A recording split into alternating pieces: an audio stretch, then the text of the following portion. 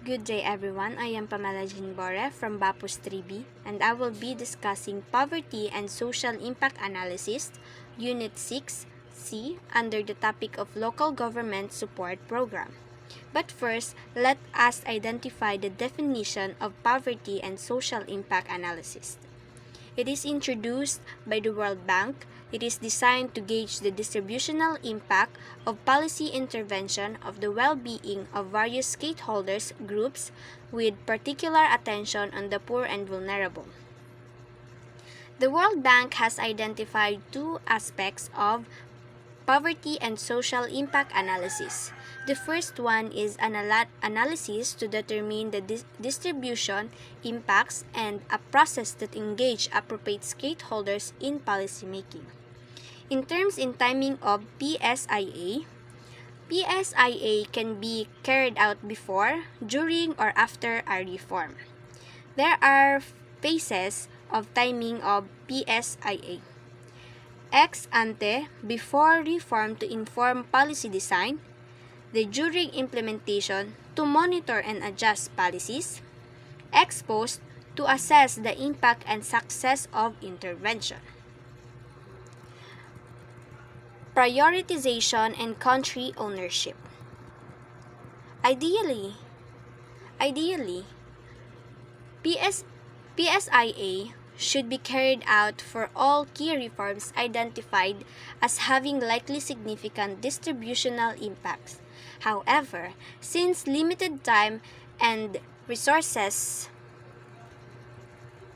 make this unfeasible, it is necessary to prioritize reform that should undergo two poverty and social impact analysis.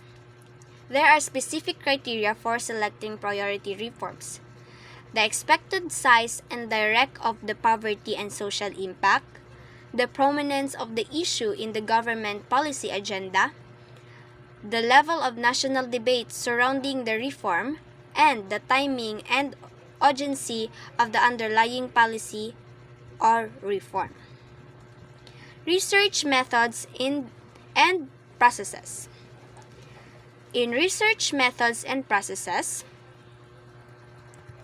once priority reform had been identified, an assessment should be to determine whether there is sufficient existing analysis regarding the distributional impact of the chosen reform. This include analysis conducted by the World Bank, partner country, or development partners. It is if this prior work is sufficient and current, it should be summarized. If it is inadequate, PSIA work is likely necessary.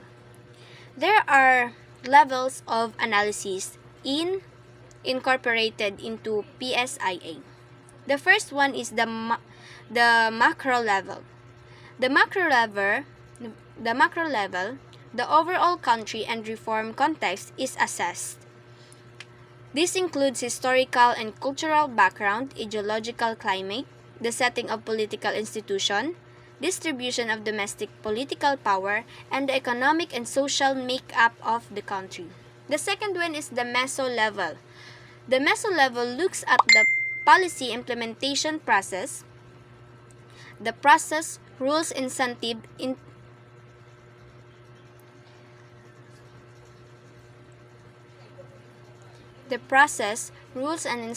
influencing implementation. This involves analysis of the interests and influence of social actors and the social rules governing the implementation of policy. And the next one is the macro level analysis. It is the analysis that identifies winner and losers of reforms and the dynamics of poverty at the community and household levels, and estimates the impact for different social and political groups. Poverty and social impact analysis have 10 elements. Number 1, asking the right question. This question should be determined by steering committee and can be refined throughout the process. Number 2, identifying the stakeholders. Identify all relevant stakeholders at an early stage. and understand how policies choices affect stakeholders in different ways. Number 3, understanding the transmission channels. Understand transmission channels through which proposed policies will impact on the stakeholders, distinguish direct and indirect impacts, and short and long-term impacts. Number 4, assessing institution. Analyze institution that mediate the transmission of impacts of proposed policy of stakeholders. Number 5, gathering data and information. Define relevant data and data collection instrument. Take stock of the existing data and analyze and build national capacity for data collection and analysis. Number 6, analyzing the impact. It analyzes poverty and distributional impact of a policy on social economic situation of various stakeholders. Number 7, contemplating enhancement or compensation measures. Consider how the reform could be designed the more pro-poor and how to compensate potential losers who have the capacity to threaten the sustainability of the reform. Number 8, assessing risk. Conduct risk analysis to anticipate and avoid major unintended impact that could prevent the policy reform from delivering the intended poverty and social impact. Number 9, monitoring and evaluating impact. Build an existing in-country monitoring and evaluation system to ensure sustainable monitoring and social accountability to domestic stakeholders. And the last one, number 10, fostering policy debate. It encourages policy debate among stakeholders whose support is essential to the success of the proposed reform, build ownership and develop consensus among key stakeholders, and ensure that M&E findings are fed back into the redesign and adjustment of the reform. Skills and resources. Poverty and social impact analysis uses a range of skills common to regular impact analysis. It focuses on the comparative well-being of various groups, especially those most at risk from policy impacts. Access to a wide range of existing qualitative and quantitative data and system is essential. Social analysis complement this perspective by looking at the structures of societies and how their characteristics affect reform design and implementation. This includes attention to the nature of power relation and the social reality of actors and institutions affected or involved in the policy reform process.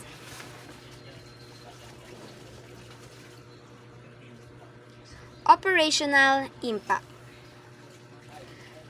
Poverty and social impact analysis can help to increase the effectiveness of policy reform by promoting the use of widening range of empirical evidence in policymaking, contributing to greater attention to distributional equity in the policy process rather than a focus solely on aggregate economic efficiency ground, combining analysis with the process to understand and manage the political economy of reform, identifying alternative policy reform, trade-offs, and winners and losers of proposed reforms, contributing to the design of mitigating measures and strategies to manage unavoidable adverse impact and risk, supporting inclusive policymaking, opening the space for informed dialogue among policymakers and other stakeholders,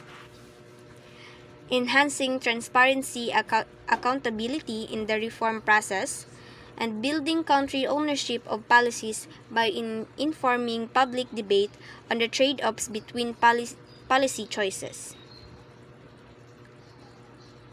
Poverty and social impact analysis has also engaging some challenges. Number 1, methodological challenges. Number 2, paucity and quality of data. Number 3, conducting multidisciplinary research. Number 4, weak country and capacity. Number 5, embedding PSIA in domestic political processes. Number 6, effect on country policies. And lastly, inadequate institutional buy-in. Leakage and integration. There are tools, macro level, power analysis, drivers of change, meso level, stakeholders and institutional analysis, micro level, household and individual surveys, integration within poverty reduction strategy processes and national policy cycles. That's all. Thank you.